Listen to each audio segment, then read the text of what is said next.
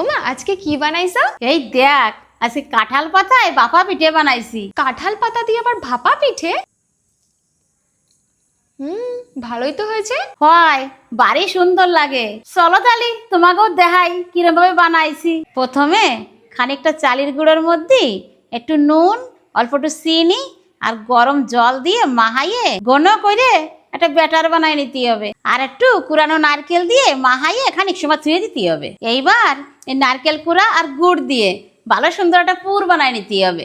এই যে কাঁঠাল পাতাগুলো ভালো করে ধুয়ে মুছে নিছি, এইবার এই পাতায় ঘি মাহায়ে নেব।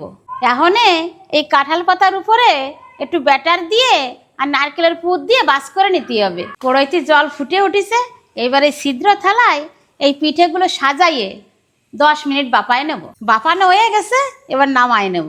চলো এবার কাঁঠাল পাতাগুলো খুলে তোমাকে দেখাই ভিতরে কিরম হয়েছে।